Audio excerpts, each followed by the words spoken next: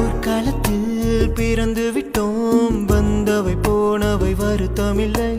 காட்டினிலே வாழ்கின்றோம், முற்களின் வழியொன்றும் மரணமில்லை. இருட்டினிலே நீ நடக்கையிலே உன் நிழலும் உன்னை விட்டு விலகிவிடும்.